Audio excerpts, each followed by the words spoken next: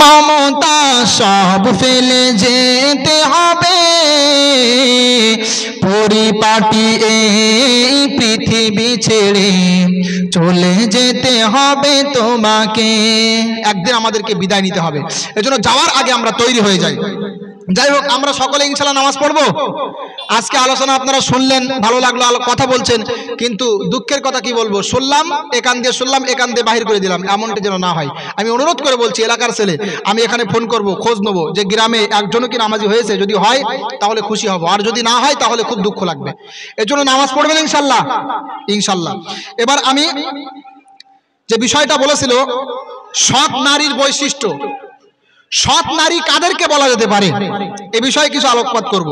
দেখেন, প্রথমে আমরা শুনি বিশ্বনবী মুহাম্মদ সাল্লাল্লাহু আলাইহি ওয়াসাল্লাম হাদিসের ভিতরে উল্লেখ করেছেন, দুনিয়া হলো পার্থিব জগতের ভোগ সম্ভার, আর দুনিয়ার ভিতরে যত সামান আছে, যত ভোগ সম্ভার আছে, এর ভিতরে সর্ব উৎকৃষ্ট এবং সর্ব উত্তম দুনিয়ার সামান হলো চরিত্রবান নারী। বলেন সুবহানাল্লাহ। এটা কেন বললেন? কারণ একজন চরিত্রবান নারী সে পারে সমাজের মোড় ঘুরিয়ে দিতে।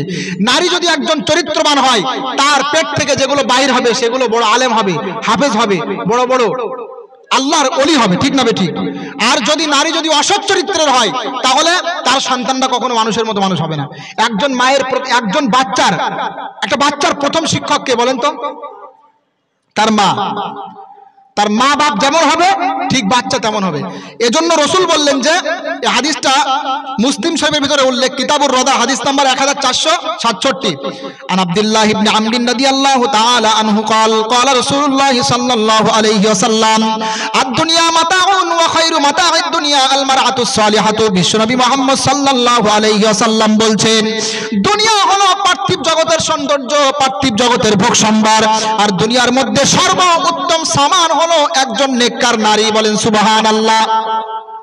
তাছাড়া আরো লক্ষ্য করেন, বিশ্ব নবী মুহাম্মদ সাল্লাল্লাহু আলাইহি ওয়াসাল্লামের আরো একটি হাদিস লক্ষ্য করেন। عن ثوبان رضي الله تعالى عنه قال قال لما أنزلت والذين يكنزون الذهب والفضة كنا مع النبي صلى الله عليه وسلم في بعض أسفاره। হযরত সাওবান রাদিয়াল্লাহু তাআলা আনহু তিনি বলছেন, যখন যাকাত সম্পর্কিত আয়াত নাজিল হলো, ওই সময় আমরা এক সফরে ছিলাম আল্লাহর নবীর সাথে।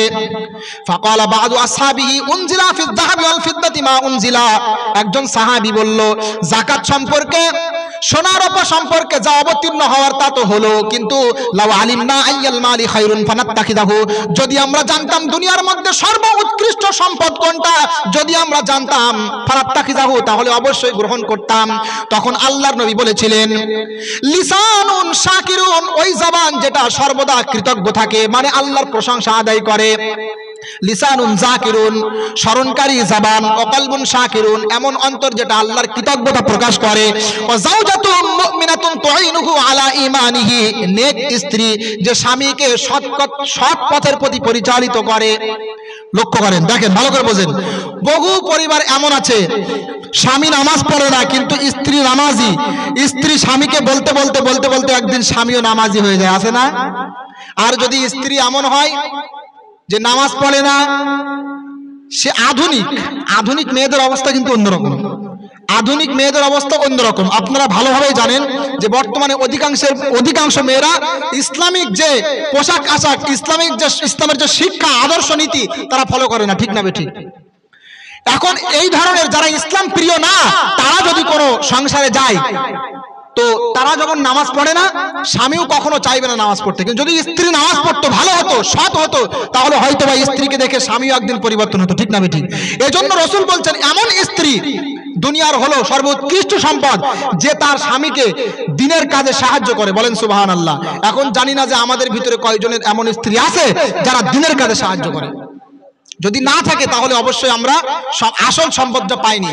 এজন্য বিবাহের আগে আমি বারবার বলবো, একটু নির্বাচন করা। যাকে আমি গ্রহণ করছি তাকে শুধু অল্প ক্ষণিকক্ষণের জন্য না, মৃত্যু পর্যন্ত থাকবে। যদি উৎকৃষ্ট হয় তাহলে জান্নাতেও সেও তার সঙ্গিনী হবে। এজন্য এক্ষেত্রে নির্বাচন করার প্রয়োজন না একটু? কিন্তু আজকে নির্বাচন কি দেখে হয়? আজকে দিনদার রাসূল বলছেন যে বিবাহের ক্ষেত্রে তোমরা দিনদারিকে প্রাধান্য দিবে।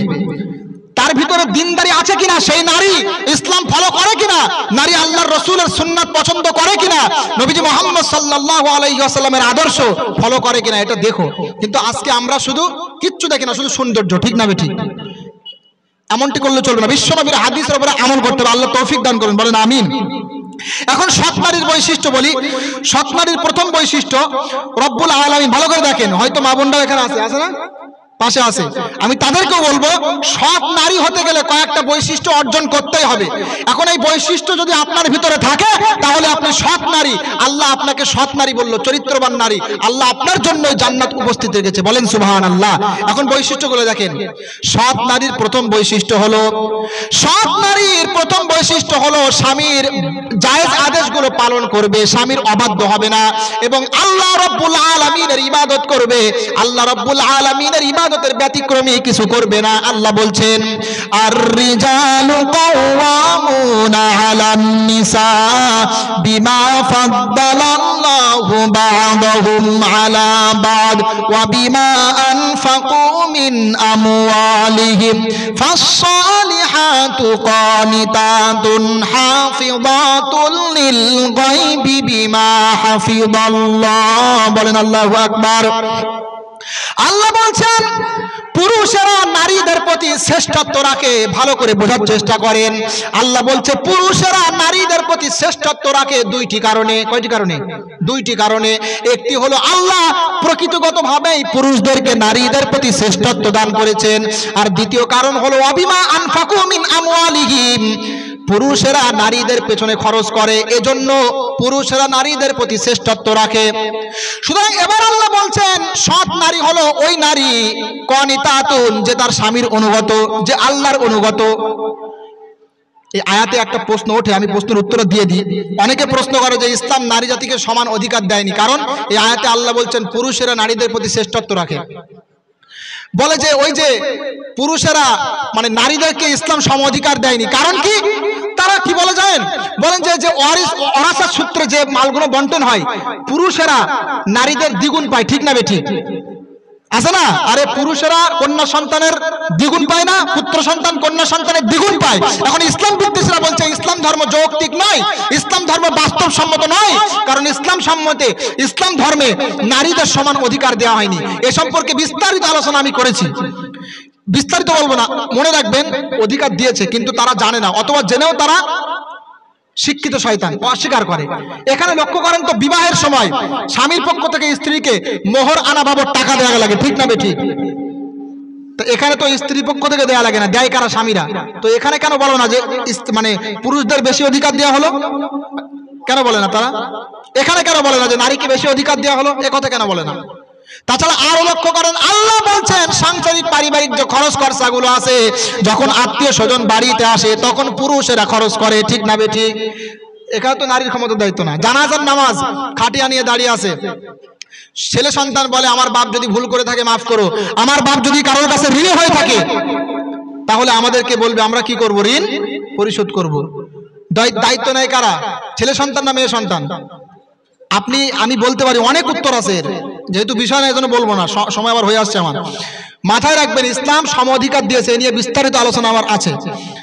তো এবার দেখেন আল্লাহ বলছেন সচ্চরিত্রবান নারী হলো তারা যারা তাদের স্বামীর আনুগত্য করে, জায়েজ কাজে স্বামীর অনুসরণ করে।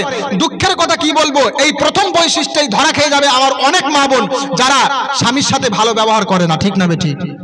বহু নারী এমন আছে স্বামীকে তারা শ্রদ্ধা ভালোবাসা করতে জানে না, স্বামীর কণ্ঠস্বরের উপরে কণ্ঠস্বর উঁচু করে স্বামীকে গরম দেয়, উল্টো। আছে না এমন?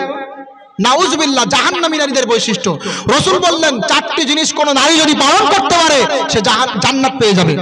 4টি জিনিস যদি কোন নারী পালন করতে পারে সে জান্নাত পেয়ে যাবে। হাদিসটা লক্ষ্য করেন, আল মারআতু ইযা সাল্লাত খামসাহা, বিশ্ব নবী বলছেন কোন নারী যদি নামাজ আদায় করে 5 ওয়াক্তের নামাজ, ওয়াসামাত শাহরাহা, রমজানের রোজা পালন করতে পারে, ওয়া আহসানাত ফারজাহা, নিজের সতীত্ব রক্ষা করতে পারে, ওয়া আতাআত যাওজাহা, স্বামীর আনুগত্য করে, কিলা লাহা, তাকে বলা হবে উদখুলিল জান্নাতা মিন আইয়ি আবওয়াবিল জান্নাতি শিইতি, জান্নাতের যে দরজা দিয়ে ইচ্ছা তুমি প্রবেশ করো। বলেন সুবহানাল্লাহ। আজকে মা বোনেরাও এখানে হয়তো আমার আওয়াজ শুনতে পাচ্ছে। আমি প্রত্যেককে বলবো, নারীদের জান্নাতে যাওয়ার জন্য কত সহজ রাস্তা আল্লাহর নবী বলে দিলেন। প্রথমে একটা হাদিস দেখেন, মেরাজের রাত্রে রাসূল বলছেন, আমি জান্নাত জাহান্নাম অবলোকন করলাম, দেখলাম ফাইজা উরিতু আকসারা আহলিহিন্না আন-নিসা, আমি দেখলাম জান্নাতের অধিকাংশ বাসিন্দা হলো নারী। বলেন নাউযুবিল্লাহ। জাহান্নামে যারা জান্নাত না, জান্নাত বলে জাহান্নাম, জাহান্নামের অধিকাংশ বাসিন্দা হলো নারী। এখন এই হাদিসের ভিতরে রাসূল স্পষ্ট বলছেন, জাহান্নামে যারা যাবে তারা বেশিরভাগ নারী হবে। আচ্ছা, নারীর কথা কেন বললেন? এর বিভিন্ন কারণ আছে, হাদিসের ভিতরে উল্লেখ আছে। যে কারণটা সেটা হলো স্বামীর অবাধ্য হওয়া, তাছাড়া কথায় কথায় অভিশাপ করা। কেমন দেখবেন, নারীরা কথায় কথায় অভিশাপ করেন। আমার মা বোনেরা, ছোট্ট ছোট্ট বাচ্চা দোষ করলেই তুই মরতে পারিস না, তুই এখন আল্লাহ এত লোকের দেখে তোর দেখে না, এই ধরনের অভিশাপ দেয় না। রাসূল বললেন যে এই কারণে তারা বেশি বেশি জাহান্নামে যাবে। তাছাড়া এখন যে কারণটা আমার সামনে ধরা পড়ে সেটা হলো পর্দা না করা। এই যে মেলা দিয়ে আসছিলাম, যেভাবে ঘুরছে, না আছে মাথায় ওড়না, না আছে ইসলামী পোশাক, এইভাবে ঘুরছে বেপর্দাহীন নারী, এদের জন্য জাহান্নাম। এদের জন্য কি বলেন? আরে ভয় পাবেন না, বলে এদের জন্য কি? আপনার মেয়ে হয়তো আছে এমন যে পর্দা করে না, এইভাবে মানে পর্দাশীল না হয়ে অবাধে ঘোরাফেরা করছে, অপেক্ষায় থাকেন, ওই মেয়ে আপনাকে জাহান্নামে টেনে নিয়ে যাবে। আমরা জানি এক নারী 4 জনকে জাহান্নামে নিয়ে যাবে, তার সন্তান, তার স্বামী, তার ভাই এবং তার বাপ, যদি বারণ না করে, তারা যদি নিষেধ করে, ইসলাম শরীয়ত সম্মত পন্থায় চলতে বলে, যদি না চলে পরের কথা, কিন্তু যদি একেবারেই গাইড না দেয়, ওই সন্তান বাপকে জাহান্নামে নিয়ে যাবে। সাবধান হয়ে যান। আপনার কন্যা যদি এমন থাকে যে পর্দা না করে ঘুরে বেড়ায়, আপনি নিষেধ করেন, একটা স্কার্ফ পরান না, হেজাব, মেয়েদের হেজাব স্কার্ফ, এগুলো ইসলামিক পোশাক, আর কি পোশাক পরে ঘুরে বেড়ায়, আপনাকে জবাব দেওয়া লাগবে আল্লাহর দরবারে। তো যে কথা বলছিলাম, রাসূল বললেন যে জাহান্নামের অধিকাংশ বাসিন্দা হলো নারী।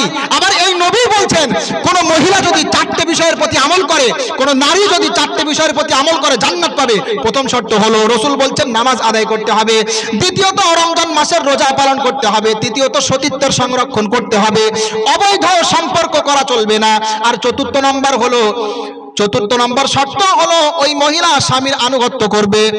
এখন এই 4টে বৈশিষ্ট্য যদি আপনার স্ত্রীর ভিতরে থাকে, লক্ষণ ভালো, আপনার মেয়ের ভিতরে থাকে, লক্ষণ ভালো, আর যদি না থাকে তাহলে জাহান্নামে যাওয়ার লক্ষণ। বোঝা গেল? এবার সৎ নারীর আরেকটা বৈশিষ্ট্য দেখেন, মহান আল্লাহ তিনি বলছেন, হাফিযাতুল লিল গায়বি বিমা হাফিযাল্লাহ। বলেন আল্লাহু আকবার। সূরা নিসা 5 নম্বর পারা 2 নম্বর পৃষ্ঠা 6 নম্বর রুকুর 34 নম্বর আয়াত। আল্লাহ বলছেন সৎ নারীর আরেকটা বৈশিষ্ট্য হলো স্বামীর অনুপস্থিতিতে। এবার লক্ষ্য করেন, অনেকে ধরা খেয়ে যাবেন, স্বামীর অনুপস্থিতিতে সতীত্বের সংরক্ষণ করবে, স্বামীর ধন সম্পদের সংরক্ষণ করবে। স্বামী আছে বিদেশে, কোথায় আছে বলেন? স্বামী আছে বিদেশে। এখন স্ত্রী যদি সৎ চরিত্রবানের পরিচয় দিতে চায়, জান্নাতে যেতে চায়, তাহলে তার 2টি দায়িত্ব। একটা হলো সতীত্বের সংরক্ষণ করা, মানে অবৈধ সম্পর্ক কারোর সাথে করবে না, খারাপ কাজে লিপ্ত হবে না। আর দ্বিতীয় ওয়াদা, সেটা হলো, দ্বিতীয় শর্ত হলো স্বামীর ধন সম্পদের সংরক্ষণ করা, মানে টাকা পয়সা অনর্থক খরচ করা চলবে না। অনেকে ধরা খেয়ে যাবে, অনেক স্বামী আছে অনেক মানে বছরকে বছর বিদেশে থাকে।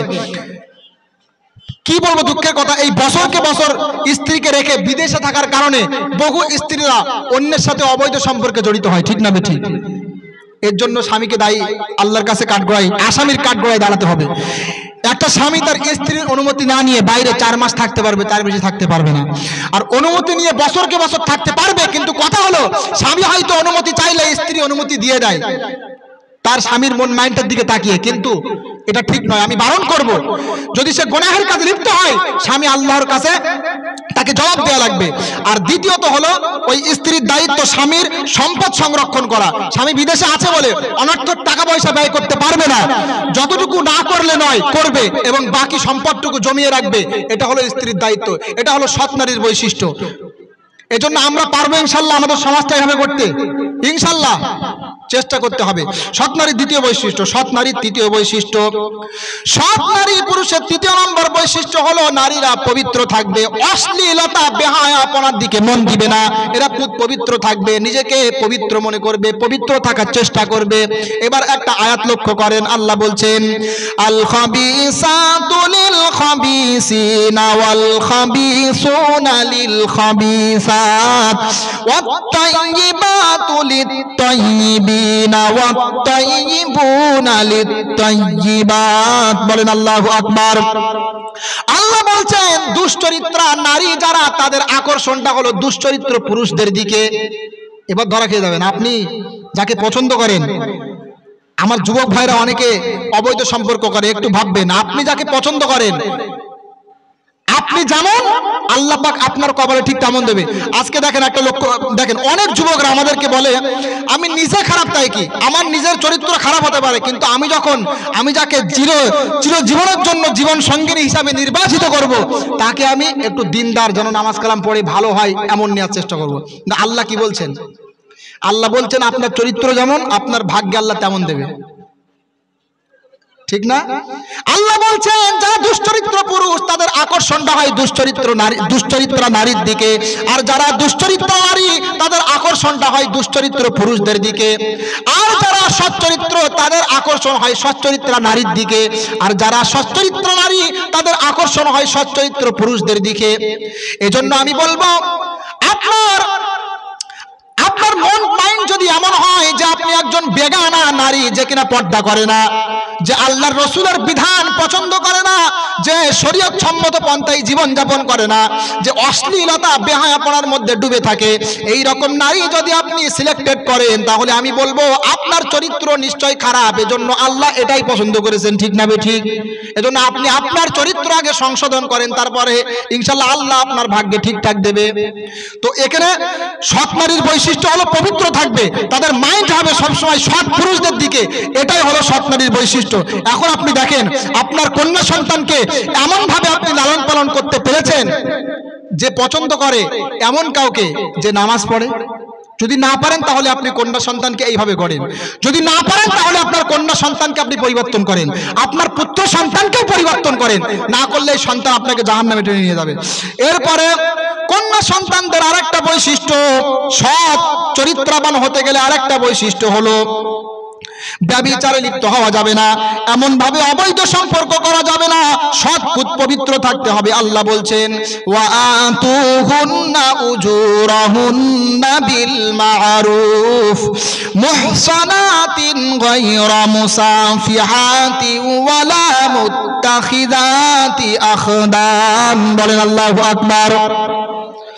আল্লাহ পাক বলছেন তোমরা তোমাদের স্ত্রীদের মোহরানা আদায় করে দাও, মোহরানা বাবদ টাকা আদায় করে দাও, এমন অবস্থায় তারা পবিত্র হবে, ব্যভিচারিণী হবে না, এমন ভাবে অন্যের সাথে অবৈধ সম্পর্ক করবে না। তাহলে এখানে কি দেখলাম? অন্যের সাথে অবৈধ সম্পর্ক করবে না, এটা হলো নারীর বৈশিষ্ট্য। আল্লাহ কোরআনের ভিতরে একজন চরিত্রবান নারীর যে বৈশিষ্ট্যগুলো উল্লেখ করেছেন, দুঃখের কথা কি বলবো, যদি আমি একের পরে এক বলি তো সমাজের ভিতরে 100%-এর ভিতরে 95% মেয়ে এ থেকে বেরিয়ে যাবে। তাহলে জাহান্নামে কেন যাবে না? রসুল যে বলেছিলেন জাহান্নামের অধিকাংশ জাহান্নামবাসী হবে মেয়েরা, এ কথা কি মিলছে না? এই যে বৈশিষ্ট্যগুলো বলছি অধিকাংশ দেখেন ধরা খেয়ে যাবে এর ভিতরে। এরপরে সৎ নারীর বৈশিষ্ট্য হবে সে অনর্থক কাজে বাড়ি থেকে বাইরে হবে না, বাড়ির ভিতরে আবদ্ধ থাকবে। আল্লাহ বলছেন ওয়াকারনা ফি বুয়ুতিকুন্না ওয়ালা তাবাররাজনা তাবারুজাল জাহিলিয়াতিল উলা। বলেন আল্লাহু আকবার। আল্লাহ বলছেন হে মেয়েরা তোমরা ঘরের ভিতরে আবদ্ধ থাকো এবং জাহিলি যুগের মেয়েদের মতো রূপ সৌন্দর্য প্রদর্শন করে তোমরা বাহির হইও না। আল্লাহ বলছেন তোমরা অজ্ঞতার যুগে বনি ইসরাইলের যুগে মেয়েরা যেমন ভাবে সাজগোজ করে পর্দা না করে রূপ সৌন্দর্য প্রদর্শন করার জন্য ফাঁকায় বাইর হতো, তেমন ভাবে তোমরা বেরিও না। এখন দুঃখের কথা কি বলবো, আজকে পবিত্র মাজলিস এখানে হচ্ছে, কিন্তু অনেক মেয়ে এখনো আছে তারা বাজারে ঘোরাঘুরি করছে, ঠিক না বে ঠিক? ওই জাহিলি যুগের মেয়েদের মতো। কি বলবো বলেন দেখি? এগুলো নিয়ে বলার কোনো মানে হয়? আপনি আপনার সন্তানকে কন্ট্রোল করবেন, আপনার সন্তানকে আপনি মানুষের মতো মানুষ করবেন। আপনার সন্তান অন্ধকারে বাজারে ঘুরবে যেখানে কিনা আরো অন্যান্য ছেলেরা ঘুরছে, লজ্জা করে না আপনার? এ নিয়ে আলোচনা করার কোনো মানে হয় না তো? আমার এমনি এ নিয়ে আলোচনা করতে ইচ্ছেও করে না, কারণ এইসব বিষয়ে আলোচনা করতে গেলে একটু বয়স লাগে। বয়স হলে মানায়, আমার কাছে যেন কেমন লাগে, তারপরেও বলেছিল বলে বলছি। তো আপনি আপনার কন্যা সন্তানকে, আমি বারবার বলছি, আপনার কন্যা সন্তানকে আপনি ইসলাম যেমন পোশাক পছন্দ করে তেমন পোশাক পরান, ইসলাম যেমন মন মাইন্ড পছন্দ করে তেমন মন মাইন্ডে তৈরি করেন। আর যদি না করেন তাহলে আপনি আল্লাহর কাছে গিয়ে ধরা খেয়ে যাবেন, আপনি আল্লাহর কাছে গিয়ে হিসাব দিতে পারবেন না। এজন্য আল্লাহ পাক আমাদের শোনার থেকে বেশি বেশি আমল করার তৌফিক দান করেন, বলেন আমিন। এরপরে কন্যা সন্তান সৎ হতে গেলে তার আরেকটা বৈশিষ্ট্য লাগবে। মহান আল্লাহ বলছেন, ওয়াকুল্লিল মুমিনাতি ইয়াগুদুনা মিন আবসারিহিন্না ওয়া ইয়াহফাযুনা ফুরুজাহুন্না ওয়া লা ইউবদিনা যিনাতাহুন্না ইল্লা মা যাহারা মিনহা। বলেন আল্লাহু আকবার। সূরা নূর 18 নম্বর পারা 12 নম্বর পৃষ্ঠা 4 নম্বর রুকুর 31 নম্বর আয়াত। ভালো করে লক্ষ্য করেন আয়াতটা। আল্লাহ বলছেন, হে নবী আপনি মুমিন নারীদেরকে বলুন, হে নবী আপনি মুমিন নারীদেরকে বলুন তারা যেন তাদের দৃষ্টি অবনত রেখে রাস্তায় চলাফেরা করে। লক্ষ্য করেন, আপনি মুমিন নারীদেরকে বলুন তারা যেন দৃষ্টি অবনত রেখে নিচের দিকে দৃষ্টি দিয়ে রাস্তায় চলাফেরা করে। দুঃখের কথা কি বলবো, যারা হাটে বাজারে ঘুরে, মেলায় যারা ঘুরতে যায়, দৃষ্টি অবনত রাখার জন্য না, অন্যকে দেখার জন্য যায়, ঠিক না বেঠিক? অথচ আল্লাহ বলছেন দৃষ্টিকে অবনত করতে বলো। এরপরে আল্লাহ বলছেন তাদের সতীত্ব সংরক্ষণ করতে বলো। এরপরে আল্লাহ বলছেন যেটা প্রকাশ পেয়ে যায় ওটা বাদে তাদের দেহ আবৃত করতে বলো। তারা যেন তাদের রূপ সৌন্দর্য মানুষের সামনে প্রদর্শন না করে। এই আয়াতটা নিয়ে একটি ইখতিলাফ আছে, নেটেও বিভিন্ন ঝড় এই আয়াত নিয়ে উঠেছে, পর্দা নিয়ে। ওই যে আজহারি উনি যে একটা ফতোয়া দিয়েছিলেন, তো সেটাকে কেন্দ্র করে ওলামায়ে কেরাম বিষাক্ত আক্রমণ তার প্রতি করেছিল, ঠিক না? তো এটা নিয়ে ইখতিলাফ হয়ে আছে একটু, এজন্য বিষয়টা ক্লিয়ার করি। আল্লাহ বলছেন যে ওয়ালা ইউবদিনা যিনাতাহুন্না ইল্লা মা যাহারা মিনহা, তারা যেন তাদের রূপ সৌন্দর্য প্রদর্শন না করে, তাদের সৌন্দর্য প্রদর্শন না করে, তবে যতটুকু প্রকাশ হয়ে যায়। তার মানে যতটুকু প্রকাশ হয়ে যায় ততটুকু আলগা রাখা যাবে, তাছাড়া সর্বশরীরটা ঢেকে রাখতে হবে নারীর, এটাই বিশুদ্ধতম মত। এখন কাজ করতে গেলে অনেক সময় হাত আলগা হয়ে যায়, ঠিক না? তাহলে হাতটা বাহির করে রাখতে পারবে। এমন ভাবে চোখ দুটো, চোখে দেখার প্রয়োজন আছে না, চোখ দুটো আলগা রাখতে পারবে। কিন্তু বিশুদ্ধ মত হলো নারী মুখও আলগা রাখবে না, মুখটাও ঢেকে রাখবে। যদিও এ নিয়ে সাহাবায়ে কেরামের যুগে ইখতিলাফ আছে। সাহাবী আব্দুল্লাহ বিন আব্বাস রাদিয়াল্লাহু তাআলা আনহু তার মত হলো মুখটা খুলে দেখতে পারে, কিন্তু ইবনে মাসউদ রাদিয়াল্লাহু তাআলা আনহু তার মত হলো যে মুখটাও ঢেকে রাখবে, চোখ আগলা করতে পারে। এবং এটাই বিশুদ্ধ মত, কারণ আল্লাহ এখানে বলছেন যতটুকু প্রকাশিত হয়ে যায়। তো প্রকাশিত হয় কতটুকু? চোখটা এটা খুলতে হয়, অন্যথা দেখতে পাবে না। হাত দুটো খুলতে হয়, এজন্য এ দুটো বাদে মুখটাও ঢেকে রাখবে, এটাই বিশুদ্ধ মত। এজন্য আমি বলবো যে আপনার সন্তানদেরকেও বোরকা পড়তে বলবেন, তারপরে মুখ ঢেকে রাখার কথা বলবেন যখন বাড়ির বাইরে যায়। বাড়িতে থাকলে আমি বলছি না, এসব কথা শুনলে না আমাদের বিশেষ করে বর্তমান আধুনিক মেয়েরা যারা আছে, এইসব ওয়াজ শুনলে বলে এসব ওয়াজ এখন আর চলে না, এগুলো সেকেলে ওয়াজ, মানে এগুলো আগে চলতো এখন আর চলে না। এখন আধুনিক যুগ, ঠিক না বেঠিক? না, আধুনিকতা আল্লাহ বাহির করে দেবে যখন মৃত্যুবরণ হবে, আধুনিকতা আল্লাহ শেষ করবে। আল্লাহ রাব্বুল আলামিনের আইনের ভিতরেই কল্যাণ, তার বিধানের বাইরে কোনো কল্যাণ নেই, এটা আপনাকে স্বীকার করতে হবে। তো যাই হোক, আল্লাহ রাব্বুল আলামিন বললেন মুমিন নারীদেরকে দৃষ্টি অবনত রাখতে বলো। এমনভাবে মুমিন পুরুষ যারা, তাদেরও আল্লাহ পাক দৃষ্টি অবনত রাখতে বলেছেন। আমরা যখন রাস্তায় চলাফেরা করব, আমরা দৃষ্টি নিষেধ দিকে তাকিয়ে চলাফেরার চেষ্টা করবো, ইনশাআল্লাহ। রাজি আছি আমরা? এরপরে লক্ষ্য করেন, এইভাবে অনেক আছে, কতগুলো বলবো, এইভাবে অনেক আয়াত আছে। একজন সৎ নারী হতে গেলে তার বৈশিষ্ট্য ধারণ করতে হয়, অনেক আয়াত আছে। এসব আর বলছি না, আমি এখানে কয়েকটা ইম্পর্টেন্ট কথা বলে এখানে শেষ করবো আলোচনা। দেখেন, আল্লাহ রাব্বুল আলামিন এই যে প্রথমে আমি বলছিলাম নামাজের কথা, তারপরে সৎ নারীর বৈশিষ্ট্য নিয়ে কিছু বললাম, আর এ বিষয়ে বলতে যাচ্ছে না, অনেক আয়াত এখন আছে, কিন্তু এ বিষয়ে আমার ভালো লাগে না খুব একটা বলতে এখন, যেহেতু একটু বয়স না হলে, একটু ভারী ভারী বয়স হলে, এই সমস্ত বিষয়ে অভিজ্ঞতা হলে, সামাজিকতা সম্পর্কে আমার নিজের অভিজ্ঞতা নেই, তার কারণ আমি পড়াশোনা করি ঠিক আছে, কিন্তু সামাজিকতা সম্পর্কে আমার নিজেরও কোনো অভিজ্ঞতা নেই, কারণ আমি তো সমাজের সাথে মিশে না খুব একটা।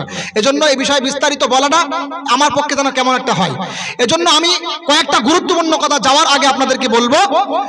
আল্লাহ রাব্বুল আলামিন যখন আমাদেরকে দুনিয়াতে সৃষ্টি করেছেন, তখন আমাদেরকে অবশ্যই আল্লাহর ইবাদত পালন করতেই হবে, আর যদি না করি তাহলে ছাড় নেই। এই ভারতবর্ষে মনে করেন প্রধানমন্ত্রী বলেন,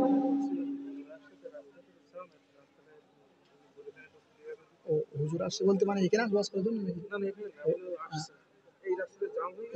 আচ্ছা, আমাদের হুজুর তিনি আসছেন পীর সাহেব, তো আমরা রাস্তাটা অনেক জ্যাম আছে, বলছে যে গাড়ি এখানে প্রবেশ করছে না, আপনারা একটু ফাঁকা করে দিবেন, হুজুরকে আসার জন্য ব্যবস্থা করে দিবেন, রাস্তা ফাঁকা করবেন আপনারা, রাস্তা ফাঁকা না করলে খুব সমস্যা হয়, খুব সমস্যা হয়, আপনারা একটু ফাঁকা করে দিবেন। যাই হোক, গুরুত্বপূর্ণ কথা কয়েকটা শোনেন। আল্লাহ পাক যখন আমাদেরকে দুনিয়াতে সৃষ্টি করেছেন, ইবাদত আমাদেরকে করতেই হবে, অন্যথায় কোনো ছাড় নেই। আমি একটা যুক্তি দিয়ে বোঝাই, এই ভারতবর্ষের প্রধানমন্ত্রী যদি কোনো আইন এই ভারতবর্ষে পাশ করে, আপনাকে সেই আইন বাধ্য হয়ে মানতে হবে, ঠিক না বেঠিক? আর যদি আপনি না মানেন, তাহলে আপনার হাতে আরো দুইটি রাস্তা। আপনি যদি ভারতবর্ষের কোনো আইন না মানতেন চান, তাহলে আপনার হাতে দুইটি রাস্তা আছে। একটা হলো এই ভারতবর্ষ থেকে বেরিয়ে অন্য কোথাও যেতে হবে, অন্য কোথাও গিয়ে নাগরিকত্ব নিতে হবে। আর যদি অন্য কোনো দেশেও না যেতে চান, তাহলে আপনার সর্বশেষ ঠিকানা হলো জেলখানা, ঠিক না বেঠিক?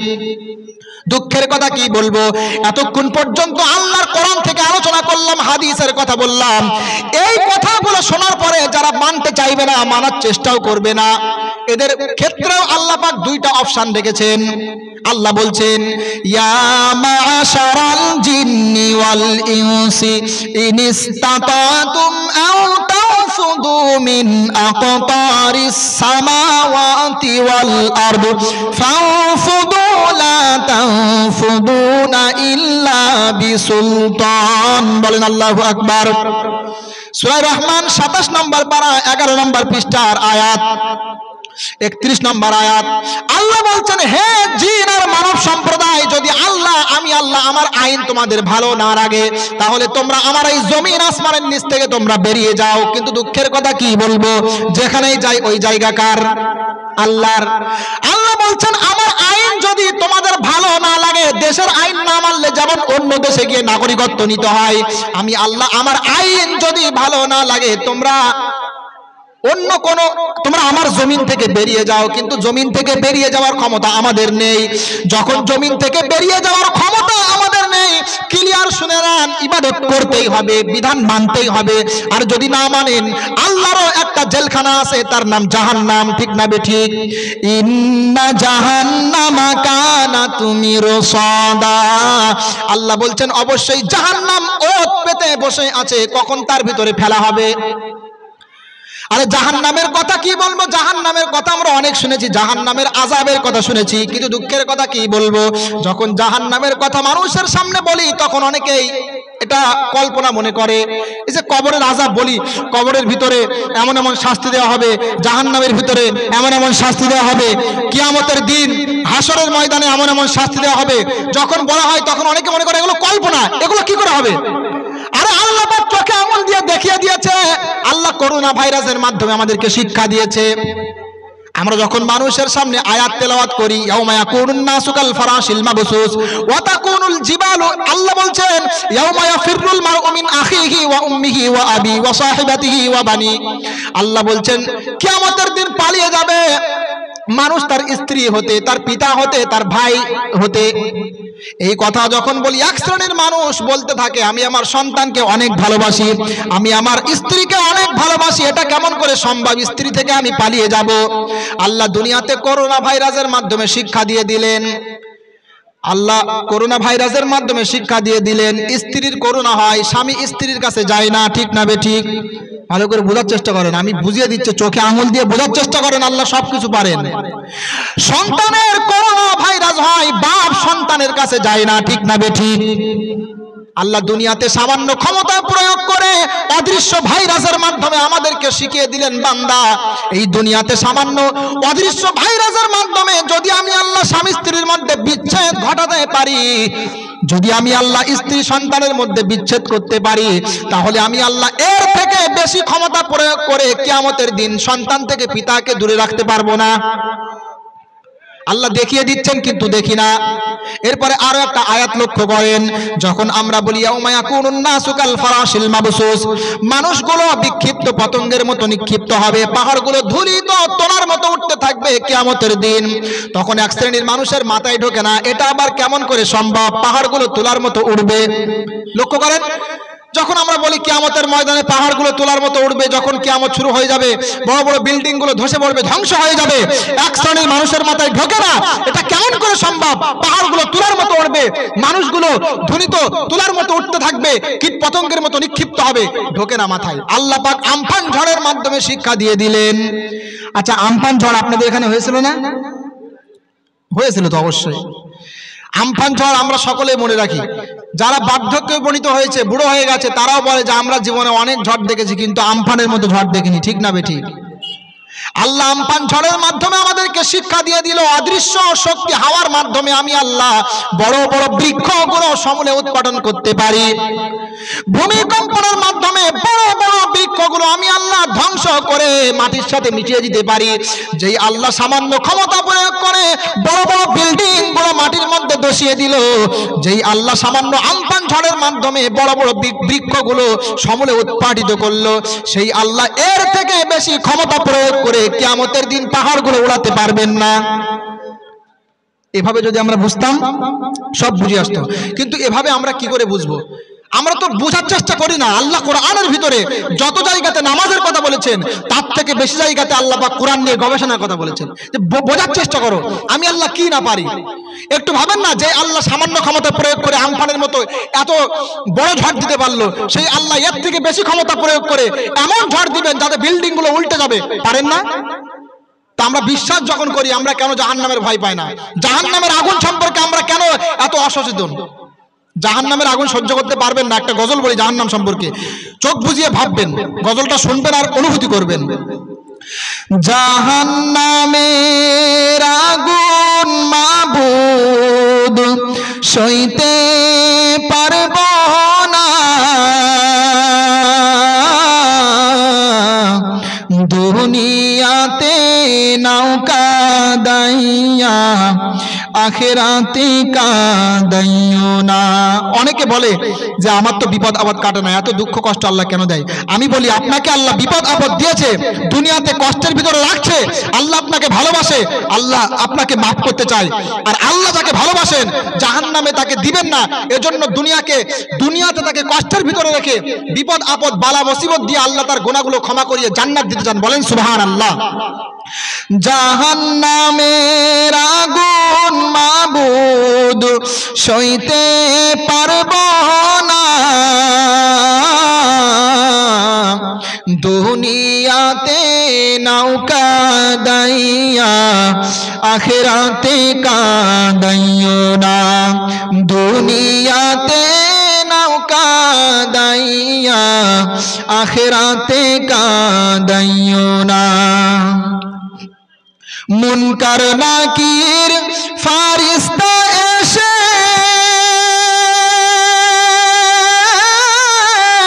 সওয়াল করবেন পাশে বসে, মুনকার নাকির ফারিস্তা এসে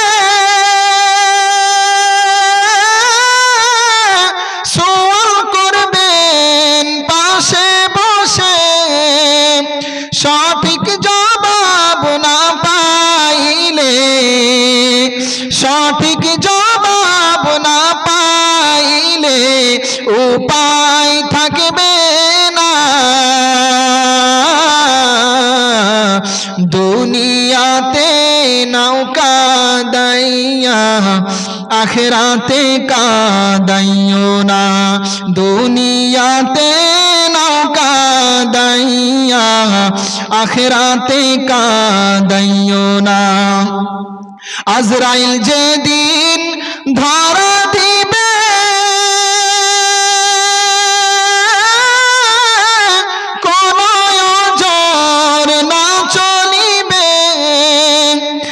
আজরাইল যেদিন ধরা দিবে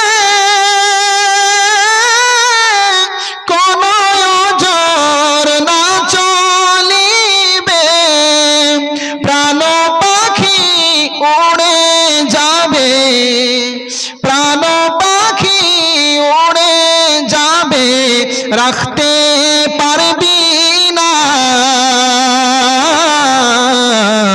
দুনিয়াতে নৌকা দাইয়া আখিরাতে কাঁদাইও না দুনিয়াতে নৌকা দাইয়া আখিরাতে কাঁদাইও না জাহান্নামের আযাব সহ্য করার ক্ষমতা কারণে এই দুনিয়াতে আমরা এমন কেউ তৈরি হয়নি এখনো জাহান্নামের আযাব এক সেকেন্ড সহ্য করতে পারবো।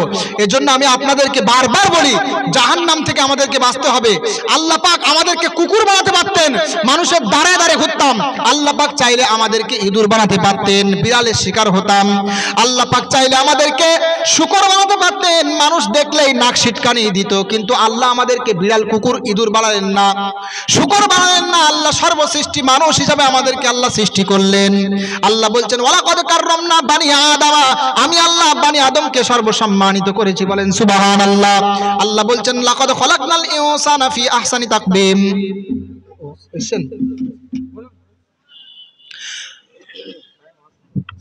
আল্লাহ রাব্বুল আলামিন তিনি বলছেন আমি আল্লাহ মানুষকে সর্বোৎকৃষ্ট সৃষ্টি হিসেবে সৃষ্টি করেছি। আমি যাওয়ার আগে আপনাদেরকে একটা প্রশ্ন করি, এই প্রশ্নটা ভাববেন, উঠতে বসতে এই প্রশ্ন নিয়ে আপনি চিন্তা করবেন। আল্লাহ পাক রব্বুল আলামিন এই দুনিয়াতে যতগুলো সৃষ্টি আল্লাহ পাক দুনিয়াতে সৃষ্টি করেছেন, আচ্ছা হাতির শক্তি আমার থেকে বেশি না কম? সবাই উত্তর দিবেন, কথা বলতে হবে। প্রশ্নটা আমি রেখে যাচ্ছি ভাবার জন্য। হাতির শক্তি আমার থেকে কম না বেশি? একটা বাঘের শক্তি আমার থেকে কম না বেশি? সিংহের শক্তি আমার থেকে বেশি? তাহলে আল্লাহ পাক হাতিকে সর্ব উৎকৃষ্ট মখলুক বলল না, আল্লাহ পাক সিংহকে সর্ব উৎকৃষ্ট মখলুক বলল না, আল্লাহ পাক বাঘকে সর্ব উৎকৃষ্ট মখলুক বলল না। আমি আপনি মানুষ ক্ষুদ্রতম প্রাণী, আমাদের নেই কোনো শক্তি, আমাদেরকে আল্লাহ সর্ব উৎকৃষ্ট মখলুক বলল কেন? উত্তর দেন দেখি, আপনাদের মধ্যে থেকে কেউ দিবেন? দেন, আরে একজন কিছু তো বলেন। আল্লাহ পাক মানুষকে উৎকৃষ্ট মখলুক বললো কেন, সর্ব উৎকৃষ্ট মখলুক? যদিও হাতির শক্তি আমার থেকে অনেক বেশি, কেন বললেন বলেন না? আরে উত্তর দেন। মানুষের যে কমন সেন্স বুদ্ধি আল্লাহ দিয়েছে, এই বুদ্ধি বিবেক কাজে লাগিয়ে মানুষ এমন এমন কর্ম সম্পাদন করতে পারে যেগুলো অন্যান্য প্রাণীরা পারে না। এজন্য আল্লাহ মানুষকে সর্বোৎকৃষ্ট মখলুক বলল। এখন আমি আপনাদেরকে বলি, এখন এই কমন সেন্স, এই বিবেক, যেই বিবেকের কারণে আপনি সর্ব উৎকৃষ্ট মখলুক হলেন, এই বিবেক যদি আপনার থেকে হারিয়ে যায়, এই বিবেক যদি আপনার থেকে হারিয়ে যায়, বিবেক কাজে না লাগিয়ে যদি আপনি সৃষ্টিকর্তার সামনে নত না হতে পারেন, তাহলে আমি বলবো আপনি আর উৎকৃষ্ট মখলুক নেই, আপনি নিকৃষ্ট মখলুক হয়ে গেছেন। ঠিক না বেঠিক? আল্লাহ বলছেন উলাইকা কাল আনআমি বাল হুম আদাল। আল্লাহ বলছেন যারা কমন সেন্স কাজে লাগায় না, শুনেও না শোনার ভান করে, দেখেও না দেখার ভান করে, সত্য জানার পরেও উপলব্ধি করে না, আমি আল্লাহ বলছি এদেরকে আমি আল্লাহ সৃষ্টি করেছি জাহান্নামের জন্য। উলাইকা কাল আনআম, এরা চতুষ্পদ জন্তুর মতো। বাল হুম আদাল, চতুষ্পদ জন্তু তো অনেক দূরের কথা, চতুষ্পদ জন্তুর থেকেও নিকৃষ্ট। বলেন সুবহানাল্লাহ। সুবহানাল্লাহ বেরোবে না তো, কারণ এখন তো ধরা খেয়ে যাবো আমরা, কারণ আমাদের কমন সেন্স কাজে লাগাই না। আমরা যদি সেন্স কাজে লাগাতাম, যদি একবার ভাবি আজকে এখানে আছি, হতে পারে এমন সময় কালকে এই সময় কবরস্থানে থাকবো, ঠিক না? আরে চিন্তা করেন তো, এই বাড়ি রক্ষা করার জন্য আপনি জাহান দিতে প্রস্তুত, হতে পারে এই বাড়ি থেকে আপনার আত্মীয় স্বজন কালকে নামিয়ে আপনাকে কবরে রেখে আসবে, আপনি চাইলেও আর থাকতে পারবেন না।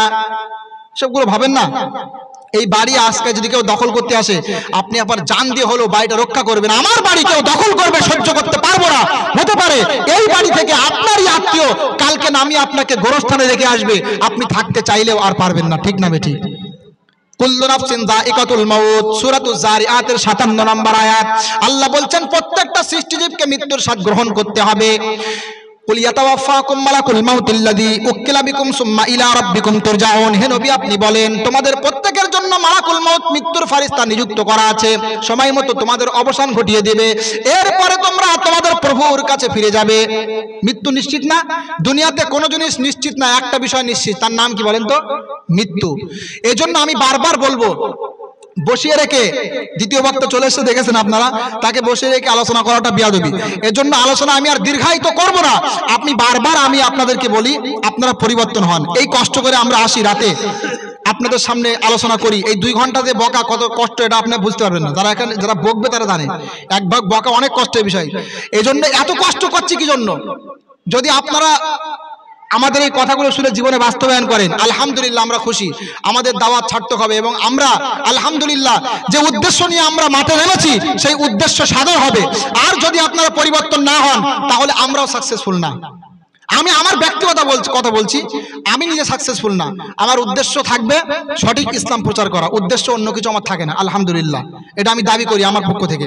এজন্য আমি খুশি হব যদি এই গ্রাম থেকে কেউ আমার কাছে ফোন করে বলে যে না হুজুর আপনার বক্তব্য শোনার পরে কিছু পরিবর্তন হয়েছিল, তো খুব খুশি হব। আর যদি শুনি না তাহলে খুব খারাপ লাগবে। এজন্য ইনশাআল্লাহ পরিবর্তন হবে ইনশাআল্লাহ।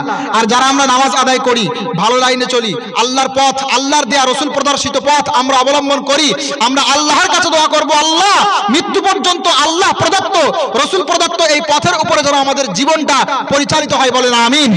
ঈমানের পথে অবিচল থেকে আমার মরণ যেন হয়, ঈমানের পথে অবিচল থেকে আমার মরণ যেন হয়, তোমারই কাছে মিনতি আমার, তোমারই কাছে মিনতি আমার, ও গো রহিম দয়াময়। ঈমানের পথে অবিচল থেকে আমার মরণ যেন হয়, ঈমানের পথে অবিচল থেকে আমার মরণ যেন হয়, বলেন আমিন। আল্লাহ পাক সবার থেকে বেশি বেশি আমল করার তৌফিক দান করুক। পরবর্তী বক্তা এসে গেছে। আমরা এখনো যারা মেলায় ঘোরাফেরা করছি, রাত তো 10টা হয়ে গেল, এরপরেও কি আপনারা মেলায় ঘুরবেন? এখানে এসে বসেন। আল্লাহ পাক শোনার থেকে বেশি বেশি আমল করার তৌফিক দান করুন। আমার জন্য দোয়া করবেন, আল্লাহ পাক যেন ভালো আলেম হওয়ার তৌফিক দান করে। আল্লাহ পাক যেন শারীরিক কন্ডিশন ঠিক রেখে আমাকে সঠিক ইলম অর্জন করা, ইখলাসের সাথে দাওয়াত প্রচার করা তৌফিক দান করেন, বলেন আমিন। ওয়া আখিরু দাওয়ানা আনিল হামদুলিল্লাহি রাব্বিল আলামিন। দরুদ শরীফ পড়েন, আল্লাহুম্মা সাল্লি আলা বারুইপুর। পরবর্তী বক্তা আমরা অনেকেই চিনি, মাওলানা মনিরুল ইসলাম সাহেব হাফিজাহুল্লাহ, বাড়ি বারুইপুর। সেখান থেকে এসছেন। সেই বারুইপুর কত দূর থেকে এসছেন আপনাদের ভালোবাসায়। এখন যদি আপনারা মেলায় ঘোরেন তা আপনারা ভালো পরিচয় দেবেন না। এখনো যারা ঘোরাঘুরি করছেন আপনারা বসে যান, অনেক দূর থেকে কষ্ট করে এসছে, আপনাদেরকে কিছু কথা বলবে, যদি আপনারা না আসেন খারাপ লাগবে। আপনারা চলে আসেন। পরবর্তী বক্তা মাওলানা মনিরুদ্দিন সাহেব বারুইপুর থেকে এসছেন। আল্লাহ পাক তার কথাগুলো শোনা এবং মানার তৌফিক দান করুন। দরুদ শরীফ পড়েন, আল্লাহ